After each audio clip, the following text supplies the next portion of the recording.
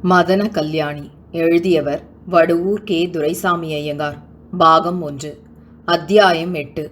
விந்தையும் நிந்தையும். மீனாட்சி அம்மாளது எதிர்பாராத கொடிய சொற்களை கேட்ட மதனகோபாலன் திடுக்கிட்டு வியப்பும் திகைப்பும் அச்சமும் அடைந்தவனாய் சரேல் என்று எழுந்து நின்று அவர்களுக்கு என்ன மறுமொழி கூறுவது என்பதை உணராமல் தயங்கி தலை குனிந்து சிறிது நேரம் மௌனமாக நின்றான். அதற்குள் அவனது மனதில் சிறிதளவு துணிவு ஏற்பட்டது. அவன் தனது சிரத்தை மெல்ல உயர்த்தி மீனாட்சி அம்மாளை நோக்கி பணிவாக, அம்மணி, மிகவும் பொறுமையோடு எந்த காரியத்தையும் செய்யக்கூடிய தாங்கள் இப்படி கோபித்துக் கொண்டது அபூர்வமாக இருக்கிறது. இது என்னுடைய பொல்லாத வேளையின் பலன் என்றே நினைக்கிறேன். நானாகிலும் கண்மணி அம்மாளாகிலும் எவ்விதமான தவறையும் செய்யவில்லை என்பதை தாங்கள் நிச்சயமாக நம்பலாம். நான் வந்தபோது கண்மணி அம்மாள் அழுது கொண்டிருந்ததை கண்டேன். அது முற்றிலும் புதுமையான காரியமாக இருந்தது. ஆகையால் அதன் காரணம் என்னவென்று நான் கேட்டேன்.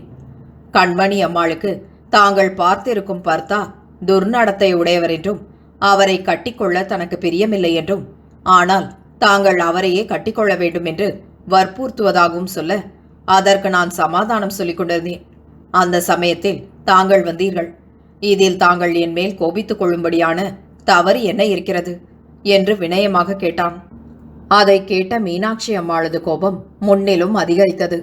அவள் அவனை முறைப்பாக நோக்கி, ஓஹோ, அப்படியா? அவள் அழுது கொண்டிருந்தால் இருந்துவிட்டு போகிறாள். அவளுக்கு சமாதானம் சொல்ல உன்னை யார் அழைத்தது? உன்னுடைய வேலை வீணை கற்றுக் கொடுப்பது. அதை விட்டு அவளுடைய கல்யாண பேச்சில் நீ ஏன் தலையிடுகிறாய்? நீங்கள் பேசியதை நான் கவனிக்கவில்லை என்று நினைத்து கொண்டாயா? இவள் வேறொருவன் மேல் ஆசை வைத்திருப்பதாக சொன்னாள். அவனுடைய பெயரை சொன்னால் அந்த விஷயத்தில் உன்னால் ஆன உதவியை செய்வதாக நீ சொன்னாய். அதன் கருத்தென்ன? எங்களுடைய மனதுக்கு விரோதமாக இவளுடைய கல்யாணத்தை நிறைவேற்றி வைக்க நீ உடந்தையாக இருப்பாய் என்றல்லவா ஏற்படுகிறது. எங்களுக்கு விரோதமான ஒரு விஷயத்தை செய்யக்கூடிய மனிதனாகிய உன்னை இந்த பங்களாவிலேயே சேர்ப்பது பிசகு. உங்கள் இருவரையும் தனியாக பேசவிட்டதே முதல் தவறு. இந்த விஷயத்தை பற்றி உன்னோடு அதிகமாக வாக்குவாதம் செய்ய எனக்கு இஷ்டமில்லை. நீ போகலாம். உன்னுடைய சமாதானம் எனக்கு தேவையில்லை என்று கண்டிப்பாக கூறினான். அதை கேட்ட மதனகோபாலன் அவமானத்தில் குன்றி போனான்.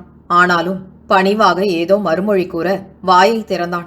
அதற்குள் துரைராஜா மிகவும் மூர்க்கமாக அவனை முறைத்து பார்த்து, அடே, போ வெளியில. உன்னுடைய சமாதானம் யாருக்கு வேண்டும்? மறு பேச்சு பேசாமல் மரியாதையாக போகிறாயா, அல்லது வேலைக்காரனை கூப்பிடட்டுமா என்று மிகவும் அதட்டி கூற, அதை கேட்ட மதனகோபாலன் சகிக்க இயலாத சஞ்சலம் அடைந்தவனாய் வாசலை நோக்கி நடந்த வண்ணம் புன்னகையும் துன்பமும் பிரகாசித்த முகத்தோடு, சரி, உங்கள் இஷ்டம். இதோ போய்விடுகிறேன். கோபிக்க வேண்டாம். என்னுடைய சொந்த தங்கையைப் போல மிகவும் வாத்சல்யத்தோடு இதுவரையில் நான் பாராட்டி வந்த குழந்தை துயரப்பட்டு அழுகிறதைக் கண்டு சகிக்காமல் அதை சமாதானப்படுத்துவதற்கு ஏதோ எனக்கு தெரிந்த 2 வார்த்தைகளை சொல்லிவிட்டேன். அதில் ஏதாகிலும் பிழை இருந்தால் மன்னித்துக் கொள்ளுங்கள். ஆனால் ஒரு விஷயம் நான் வெளியிட விரும்புகிறேன். இந்த விசனத்தை பொறுக்க மாட்டாமல் குழந்தை கிணற்றில் குளத்தில் விழுந்து தன்னுடைய உயிருக்கே தீங்கு செய்து கொள்ள வேண்டும் என்ற எண்ணம் வைத்திருக்கிறதாக தெரிகிறது. குழந்தையை சமாதானப்படுத்துங்கள் என்று அந்தரங்கமான அபிமானத்தோடு கூறிவிட்டு அப்பால் போய் மெத்தையிலிருந்து கீழே இறங்கி பங்களாவிற்கு வெளியில் போய்விட்டான். கீழே தாழ்த்தப்பட்ட சிரத்தோடு சித்திர பதுமை போல அசைவிற்று அதுவரையில் உட்கார்ந்திருந்த கண்மணி அம்மாளை மீனாட்சி அம்மாள் கோபத்தோடு பார்த்து, ஓஹோ, கிணற்றில் விழப்போகிறாயோ? நான் உன் விஷயத்தில் பட்ட பாடுகளுக்கெல்லாம் இதுதான் நீ செய்யும் பதிலுதவி போலிருக்கிறது. நமக்கு அதிகமான சொத்து இல்லையே. குழந்தை நல்ல இடத்தில் வாழ்க்கைப்பட்டு அமோகமாய் வாழ வேண்டுமே என்று நினைத்து நான் இந்த ஏற்பாட்டை செய்தால் அதை விட்டு ஆள் அழகாயிருக்கிறான் என்று வீணை வித்வானை கட்டிக்கொள்ள ஆசைப்படுகிறாயோ? உன் மனதில் இருப்பதெல்லாம் எனக்கு தெரியும். இந்த துர்புத்தியை விட்டுவிடு. வீணாய் கெட்டுப்போகாதே. நம்முடைய குலம் என்ன, அந்தஸ்து என்ன? அவன் நம்முடைய ஜாதி ஆணாக இருப்பதினாலேயே நம்முடைய சம்பந்தத்துக்கு அவன் அருகனானவனா? அவன் கேவலம் வாத்தியம் வாசித்து வயிறு வளர்ப்பவன். அவன் மேல் நீ ஆசைப்படுகிறாய் என்பதை கேட்டால் ஊரார் சிரிக்க மாட்டார்களா? நீ படித்ததெல்லாம் இதற்குத்தான் உபயோகப்பட்டதா? அவனிடம் அழகு இருக்கலாம், நல்ல குணம், நல்ல நடத்தையெல்லாம் இருக்கலாம். ஆனால் அவன் நமக்கு சமமான அந்தஸ்துடையவனாக இருக்க வேண்டாமா? கல்யாணம் நடக்கும்போது அனாதையான இவன் மாத்திரம் வந்திருந்தால் அதைக் கண்டு ஜனங்கள் எவ்வளவு தூரம் ஏளனம் செய்வார்கள் என்பதை நீ கொஞ்சமாவது நினைத்தாயா? அப்படிப்பட்ட கல்யாணத்தை இந்த கண்ணால் பார்க்க நேர்ந்தால் நான் உயிரை வைத்துக்கொண்டே இருக்க மாட்டேன். இத்தனை வயதாகியும் உன்னுடைய குழந்தை புத்தி போகவில்லையே. மற்ற எல்லா விஷயத்திலும் நீ பழுத்த ஞானம் பேசுகிறாய், இதில் மாத்திரம் அசட்டுத்தனமாக நடந்து கொள்கிறாயே. இன்றோடு இந்த எண்ணத்தை விட்டுவிடு. தகாத காரியத்தில் வீணாக பிடிவாதம் பிடித்து என்னை அகால மரணத்துக்கு ஆளாக்காதே என்று நயமாகவும் அதிகாரமாகவும் அன்போடும் ஒழிந்துவிட்டு துரைராஜாவையும் அழைத்து கொண்டு கீழே சென்றாள். இங்கனம் நிலைமை இப்படி இருக்க, சிறிது நேரத்திற்கு முன்னர் பங்களாவை விட்டு வெளிப்பட்ட மதனகோபாலன் தன்னையும் உலகத்தையும் அடியோடு மறந்து பைத்தியக்காரன் போல நடந்து தான் இன்னவிடத்திற்கு போக வேண்டும் என்பதையும் நினையாமல் எதிர்ப்படும் வீதிகளிலெல்லாம் போய் அலைந்து திரிந்து கொண்டிருந்தான். அன்று தனக்கு ஏற்பட்ட அவமரியாதையை பற்றி அவன் சிறிதும் விசனப்பட்டவனாக காணப்படவில்லை. ஆனால் தான் மற்ற யாவரிலும் சிறந்தவளாக மதித்து தனது வாத்சல்யம் முழுவதையும் வைத்த அருங்குணமணியான அந்த பெண்ணரசியின் துன்பங்களையும் துயரங்களையும் அவளது பரிதாபகரமான நிலைமையையும் உணர்ந்த பின் அவன் தனது மற்ற உணர்வுகளையெல்லாம் இழந்தவனாய் அத்தனை துன்பங்களும் தனக்கே சம்பவிக்க பெற்றவன் போல சகிக்க இயலாத வேதனையில் ஆழ்ந்தவனாய் தத்தளித்து தளர்வடைந்து நெடுநேரம் நடந்து கொண்டே இருந்தான். விலை மதிப்பற்ற நிதி குவியலை ஒத்த அந்த பெண்மணி தனது விரக்தியில் தற்கொலை புரிந்து கொள்வாளோ என்ற அச்சமும், தான் மறுபடி அவளிடம் நெருங்கி அவளது மனதை மாற்ற முடியாமல் போனதே என்ற கவலையும் எழுந்து அவனை பெரிதும் உலப்பியது. பிற்பகல் 4 மணிக்கு தான் மாரமங்கலம் அரண்மனையில் வீணை கற்றுக் கொடுக்க போக வேண்டும் என்பதையும் அவன் மறந்து தெரு தெருவாய் அலைய, கடைசியாக அவனது சுய உணர்வும் நல்ல அறிவும் படிப்படியாக திரும்பி தெளிவடையவே அவன் அப்போது எவ்வளவு மணி ஆயிற்று என்பதை உடனே கவனித்தான். மாரமங்கலம் அரண்மனை புதல்வியர் தனது வருகையை எதிர்பார்த்து காத்திருப்பார்கள். ஆதலால் தான் போகாமலே நின்றுவிடேன் அவர்களுக்கு தன் மீது அருவருப்பும் கோபமும் உண்டாகும் என்ற நினைவு தோன்றியது. அப்போது மாலை 5 மணி சமயம். ஆதலால் தான் விரைவாக நடந்து சென்று 5:30 மணிக்காகிலும் அவ்விடத்தை அடைய நினைத்து வேகமாக நடந்து மாரமங்கலம் பங்களாவை அடைந்து உள்ளே நுழைந்தான். இதற்கு முன் 4வது அத்தியாயத்தில் கூறப்பட்டபடி கல்யாணி அம்மாளிடம் கோபித்துக்கொண்டு மைனர் சென்ற பின் அவள் தனது புதல்வியருடனும் பொன்னம்மாளுடனும் சம்பாஷித்த பிறகு புதல்வியர் தங்களது விடுதிகளுக்குள் நுழைந்த காலத்தில் மதனகோபாலன் உள்ளே தோன்றினான். ஒவ்வொரு நாளும் அவன் வந்ததை கண்டவுடனே அங்கிருந்த வேலைக்காரருள் ஒருவன் விரைவாக உள்ளே சென்று இளம் குமரிகளுக்கும் கல்யாணி அம்மாளுக்கும் அவனது வரவை தெரிவிப்பது வழக்கம். உடனே பெண்களும் தாயும் வீணை கற்றுக்கொள்வதற்காக ஏற்படுத்தப்பட்டிருந்த ஓர் அழகான மண்டபத்திற்கு செல்வார்கள். புதல்வியர் ரத்தின கம்பளம் விரிக்க பெற்ற தரையில் வீணைகளோடு உட்கார்ந்து கொள்வார்கள். அதற்கு அருகில் ஒரு மறைவான இடத்தில் போடப்பட்டுள்ள ஒரு சாய்மான நாற்காலியில் கல்யாணி அம்மாள் அமர்ந்து கொள்வாள். பிறகு மதனகோபாலன் அவ்விடத்திற்கு வந்து மிகவும் மரியாதையான தூரத்தில் உட்கார்ந்து கொண்டு அடக்க ஒடுக்கமாக அவ்விரு சிறுமியருக்கும் வீணை பயிற்றுவிப்பான்.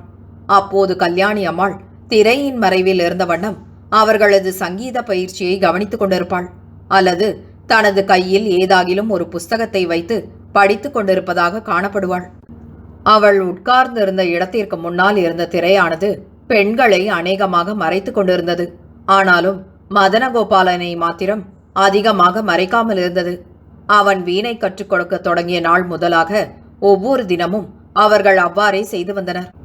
ஆனால் ஒவ்வொரு நாளும் குறித்த காலம் தவறாமல் ஒழுங்காக வந்து கொண்டிருந்தவனான மதனகோபாலன் அன்று 1.5 மணி நேரம் வரையில் வராமல் இருந்தது அந்த 3 ஸ்திரீகளுக்கும் அபூர்வமாக இருந்தது. ஆனாலும் சிறிது நேரத்திற்கு முன் நடந்த சம்பவங்களில் அதை அவ்வளவாக பாராட்டாமல் தங்களது நினைவை வேறு இடத்தில் செலுத்தியிருந்தனர். கல்யாணி அம்மாள் தனது புத்திரனது துர்புத்தி, கீழ்ப்படியாமை முதலியவற்றை பற்றியும் நினைத்து பல வகையான வேதனைகளால் உழப்பப்பட்டு சஞ்சல கடலில் ஆழ்ந்து மெய் மறந்து ஏகாந்தமாக உட்கார்ந்த தருணத்தில் வேலைக்காரன் மதனகோபாலனது வரவை அவளிடம் அறிவிக்கவே அவள், பெண்களை போக சொல், நான் இதோ வந்துவிட்டேன் என்று செய்தி சொல்லி அனுப்ப, அவ்வாறே சிறுமியர் இருவரும் வீணை மண்டபத்தை அடைந்தனர்.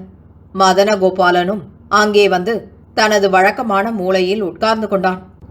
அதற்குள் கல்யாணி அம்மாள் சரேல் என்று எழுந்து தண்ணீரால் தனது முகத்தை நன்றாக அலம்பி துடைத்து கொண்டு மிகவும் பாடுபட்டு தனது முகத்தின் துன்பக் குறிகளை மாற்றிக்கொண்டு 2 நிமிஷ நேரத்தில் வீணை மண்டபம் வந்து தனது நாற்காலியில் உட்கார்ந்தபோது மதனகோபாலன் தான் தாமதமாக வந்தது பற்றி பெரிதும் லஜ்ஜை அடைந்தவனாய் நிரம்பவும் வணக்கமாகவும் கம்பீரமாகவும் கல்யாணி அம்மாளை நோக்கி, வழக்கம் போல சரியான காலத்தில் வர வேண்டும் என்றே நான் புறப்பட்டேன்.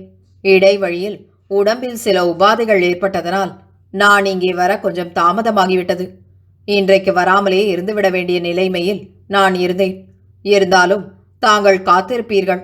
ஆகையால் நான் இங்கே வந்து காரணத்தை தெரிவிக்க வேண்டும் என்று வந்தேன் என்று வினயமாக கூறினான். அதை கேட்ட கல்யாணி அம்மாள் மிகுந்த மகிழ்ச்சி அடைந்தவளாய் தனது மனதில் எழுந்த பல வகையான சங்கடங்களை மறைத்து கொண்டு அவனை நோக்கி, அடடா, உடம்பு அசௌக்கியமாயிருந்தால் நாளைக்கு வந்திருக்கலாமே.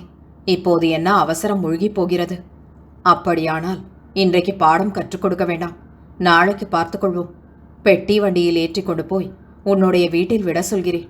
நீ போ அப்பா என்று மிகுந்த அன்போடும் உள்ளார்ந்த வாஞ்சையோடும் கூறவே அதை கேட்ட மதனகோபாலன், பாதகமில்லை, இப்போது உடம்பு வழக்கப்படி சரியான நிலைமைக்கு வந்துவிட்டது. வந்ததுதான் வந்தேன். பாடத்தை சொல்லிக் கொடுத்துவிட்டு போகிறேன் என்று மறுமொழி கூறிவிட்டு ஒவ்வொருவராக வீணையை வாசிக்கும்படி கூற முதலில் கோமளவல்லி முதல் நாள் கற்றுக்கொண்ட பாடத்தை வீணையில் வாசிக்கத் தொடங்கினாள்.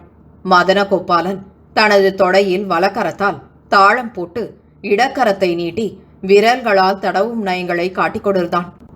அந்த சமயத்தில் கையில் புஸ்தகத்தோடு நாற்காலியில் உட்கார்ந்திருந்த கல்யாணி அம்மாள் தனது முழு கவனத்தையும் மதனகோபாலனது வடிவத்திலேயே செலுத்தி இமை கொட்டாது தனது கடைக்கண்ணால் அவனை நோக்கிய வண்ணம் உட்கார்ந்திருந்தாள்.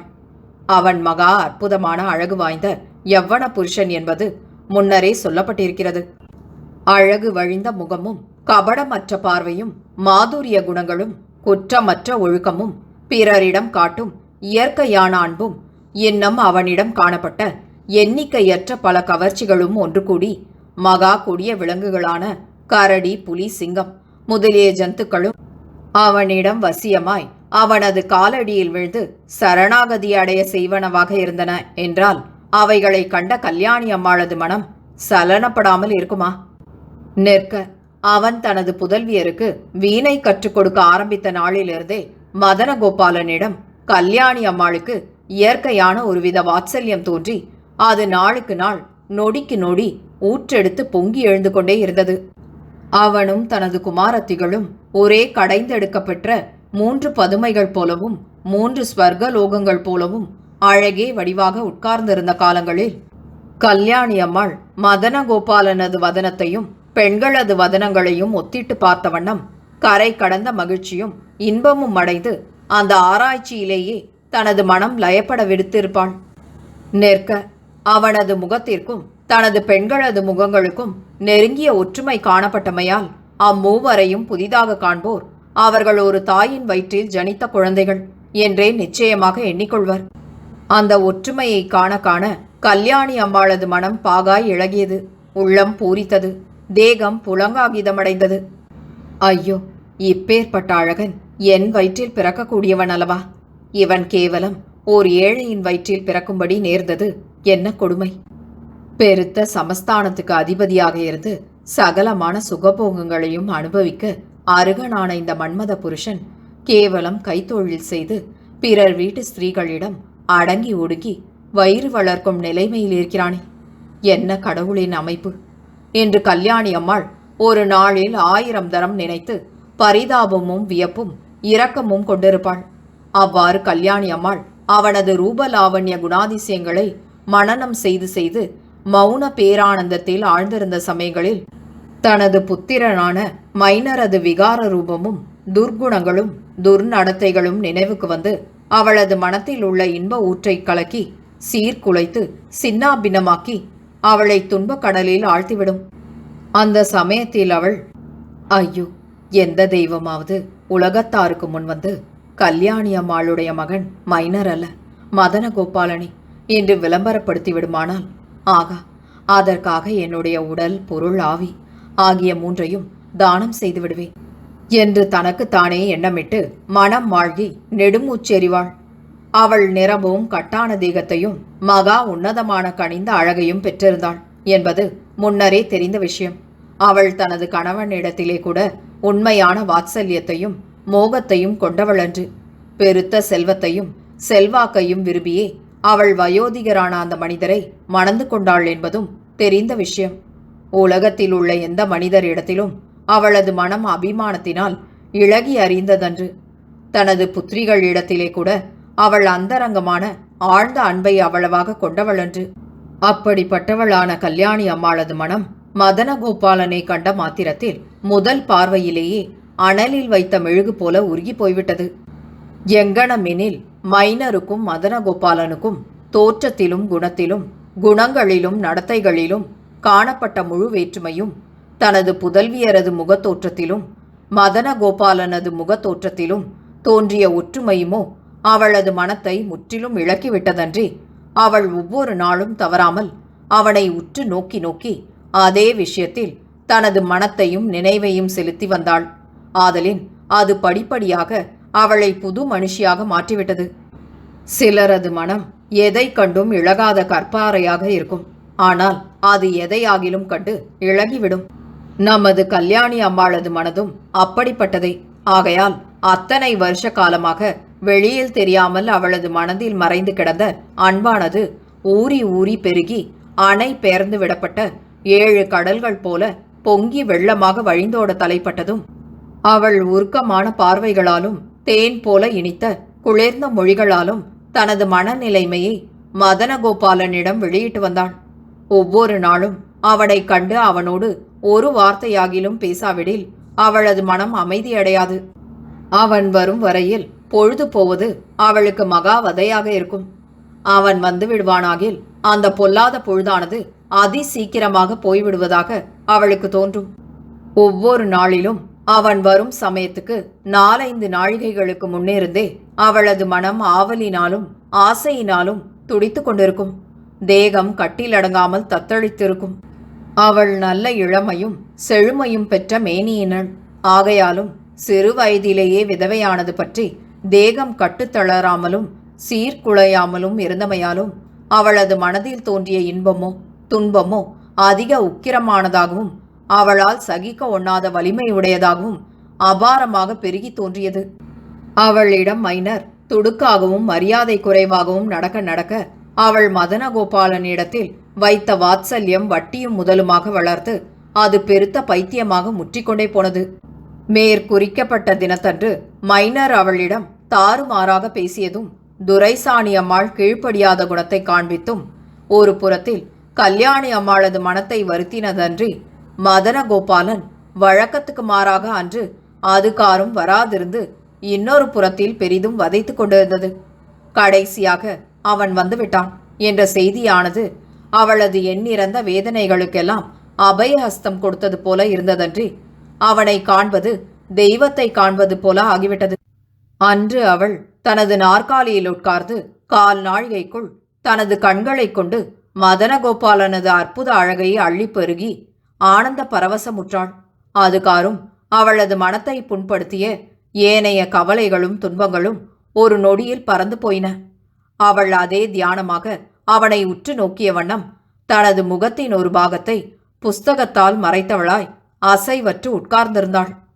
அந்த சமயத்தில் பெண்கள் இருவரும் முதல் நாளில் கற்றுக்கொண்ட பாடங்களை ஒழுங்காக வீணையில் வாசித்து முடிக்கவே மதனகோபாலன் அவர்களுக்கு ஒரு புதிய கீர்த்தனை கற்றுக் கொடுக்க நினைத்து அவர்களது வீணைகளுள் ஒன்றை வாங்கி தனக்கருகில் வைத்துக்கொண்டு நாட்டை குறிஞ்சி என்ற அருமையான ராகத்தை எடுத்து மிகவும் உருக்கமாகவும் ஆலாபனை செய்து அதே ராகத்தில் ஒரு கீர்த்தனையை தொடங்கி நிறமும் சொகுசாக அதை வீணையில் வாசிக்க ஆரம்பித்தான்.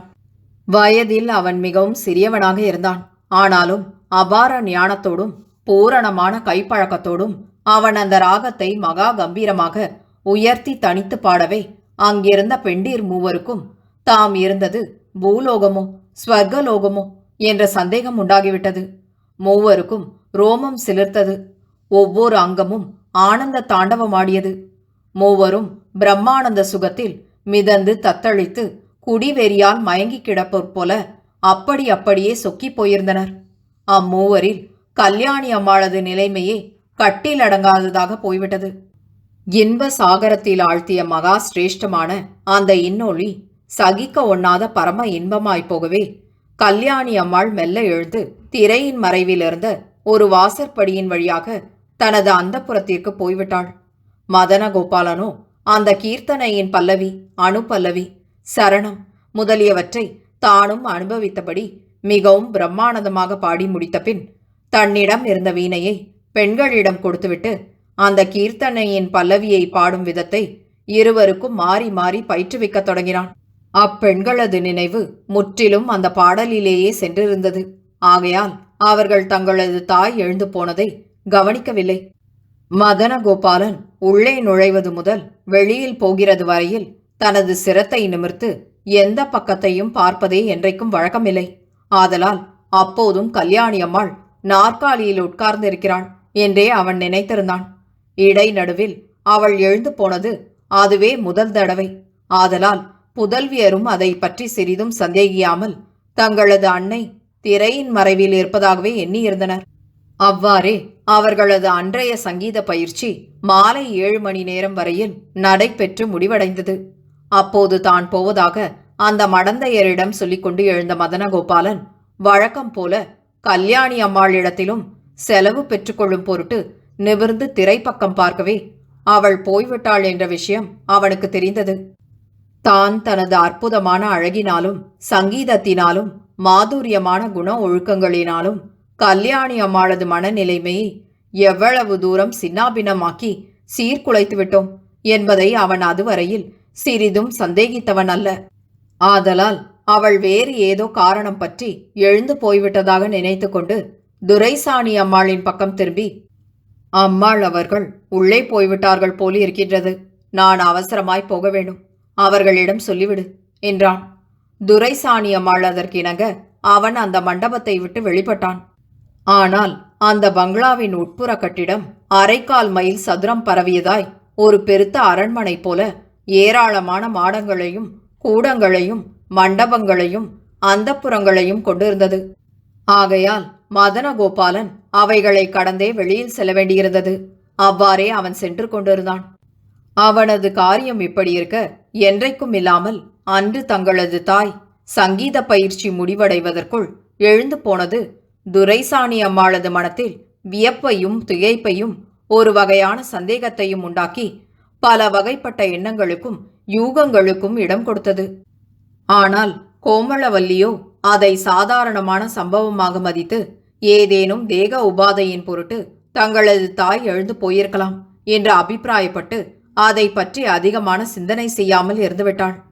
பக்கத்து அறையில் தயாராக காத்திருக்கும் 2 தாதிகள் வீணை வித்வான் எழுந்து சென்றவுடனே உள்ளே நுழைந்து அவர்களது வீணைகளை வாங்கி அவைகளுக்கு உரைகள் போட்டு அவற்றை பெட்டிகளுள் வைத்து பூட்டுதல் வழக்கம். ஆதலால் அன்றைய தினமும் அவர்கள் வழக்கப்படி வந்து தங்களது கடமையை செய்த பின் மடந்தையர் இருவரையும் அங்கிருந்து அவரவரது அந்தப்புறத்திற்கு அழைத்து சென்றனர். ஆனால் வீணை மண்டபத்திலிருந்து வெளிப்பட்ட மதனகோபாலன் 2-3 விடுதிகளை கடந்து அப்பால் போகும் முன் அவன் அந்த 3 பெண்டீரை பற்றிய நினைவையும் மறந்துவிட்டான். தான் மாரமங்கலத்தாரது மாளிகையில் செல்வதையும் மறந்து போனான். கண்மணி அம்மாளது நினைவும் அவளது சுந்தர ரூபமும் அவனது மனதில் எழுந்து அவனது கவனத்தை முற்றிலும் கவர்ந்து கொண்டன. கண்மணி அம்மாள் விம்மி விம்மி அழுவது போலவும் தான் அதனை தேற்றுவது போலவும் அந்த சமயத்தில் மீனாட்சி அம்மாளும் துரைராஜாவும் திடீரென தோன்றி தன்னை தூஷித்து பங்களாவிலிருந்து தன்னை வெளிப்படுத்துவது போலவும் அவனது அகக்கண்ணில் ஒரு தோற்றம் உண்டாயிற்று. அவன் அதே நினைவிலும் கவலையிலும் தனது முழு கவனத்தையும் செலுத்தி மெய் மறந்தவனாய் செல்ல அவனது கால்கள் பழக்கத்தினால் அவனை நடத்தி கொண்டு சென்றன. அது காரும் நிரம்பவும் நற்குணத்தோடு ஒழுகிய மீனாட்சி அம்மாளும் துரைராஜாவும் அன்று முரட்டு மனிதர் போல தன்னிடத்தில் நடந்து கொண்டது அவனுக்கு நிரம்பவும் வியப்பாக இருந்தது. அவர்கள் கண்மணி அம்மாளிடத்திலும் அது போலவே முரட்டுத்தனமாக நடந்து தங்களது இச்சைப்படியே கல்யாணத்தை நடத்த பிடிவாதமாக முயன்றால் கண்மணி அம்மாள் தனது உயிருக்கு ஏதேனும் தீங்கு இழைத்துக் கொள்வாளோ என்ற கவலையை பெருங்கவலையாக எழுந்து அவனது மனத்தை வதைக்கத் தொடங்கியது. நிற்க தான் வேறொரு புருஷனை மணந்து கொள்ள ஆசைப்படுவதாக அவள் வெளியிட்டதும் அவனுக்கு மனம் கொள்ள ஆச்சரியமாக இருந்தது. ஒரு விஷயத்தையும் அறியாதவள் போல அதுகாரும் காணப்பட்ட அந்த பெண்மணி தன் மனத்தில் முக்கியமான அத்தனை பெருத்த விஷயங்களை மறைத்து அடக்கி வைத்திருந்தது அவனுக்கு விந்தையிலும் அதிவிந்தையாக இருந்தது. அவளது மனத்தையும் காதலையும் கொள்ளை கொண்ட அந்த புண்ணிய புருஷன் யாவனோ என்ற ஐயமும் இடையிடையில் அவனது மனத்தை உழப்ப ஆரம்பித்தது.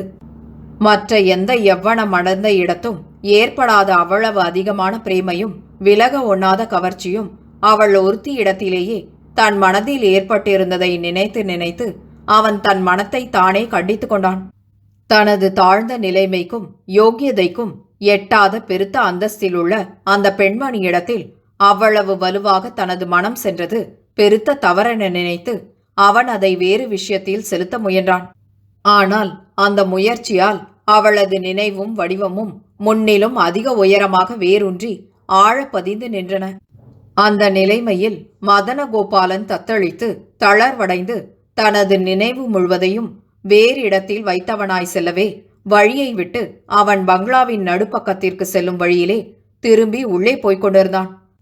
அப்படி 2-3 மண்டபங்களையும் விடுதிகளையும் கடந்து அவன் கடைசியில் காணப்பட்டதும் மிகவும் அற்புதமாக அலங்கரிக்கப்பட்டதுமான ஓர் அழகான அந்தப்புரத்திற்குள் நுழைந்து சிறிது தூரம் செல்லவே கீழே போடப்பட்டிருந்த இரத்தின கம்பளத்தின் மிருதுவான நீண்ட ரோமத்தின் மீது அவனது கால்கள் பதிய அது புதிய இடம் என்ற உணர்வு அவனுக்கு அப்போதே ஏற்பட்டது. உடனே அவனது சுய நினைவும் திரும்பியது. தூக்கத்திலிருந்து விழித்துக் கொள்பவன் போல அவன் தனது கண்களை நன்றாக திறந்து சிரத்தை உயர்த்தி இரு பக்கங்களையும் நோக்க இந்திர விமானம் போன்ற ஒரு சிறந்த சயன மாளிகையில் தான் இருந்ததை கண்டு கொண்டான். உடனே திகைப்பினாலும் அச்சத்தினாலும் அவனது தேகம் நடுங்கியது. அந்நியர் நுழையக்கூடாத அந்தரங்கமான ஒரு அந்தப்புரத்திற்குள் தான் தவறுதலாக நுழைந்து விட்டதாக அவன் உணர்ந்து கொள்ளவே அவனது மனமும் தேகமும் சகிக்க இயலாத தவிப்பை அடைந்தன. வந்த வழியாகவே திரும்பி விரைவில் நடந்து அந்த அந்தப்புரத்திற்கு வெளியில் போய்விட நினைத்து அவன் மெதுவாக திரும்பவே அதற்கு சிறிது தூரத்தில் பெருத்த பஞ்சு மெத்தைகள் பரப்பிய உன்னதமான ஒரு தந்தக்கட்டிலில் படுத்திருந்த கல்யாணி அம்மாள் எவரும் நுழையாத தனது அந்தப்புரத்திற்குள் காலடியோசை உண்டானதை உணர்ந்து திடுக்கிட்டு மருண்டு சரேல் என எழுந்து பார்க்கவே சிறிது தூரத்தில் மதனகோபாலன் சென்றதைக் கண்டு வியப்பும் திகைப்பும் அடைந்தவளாய் ஒரு நிமிஷ நேரம் ஸ்தம்பித்து உற்று நோக்கினாள்.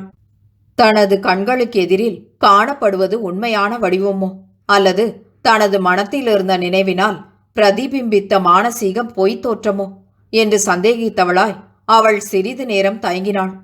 அடுத்த நொடியில் அது உண்மையான காட்சி என்று நிச்சயித்தவளாய் அவள் சரேல் என்று மஞ்சத்தை விட்டு கீழே இறங்கிய வண்ணம் தனது கையை மெதுவாக தட்டி, மதனகோபாலா, இப்படி வா, போகலாம் என்று அதிகாரமாக கூறினாள்.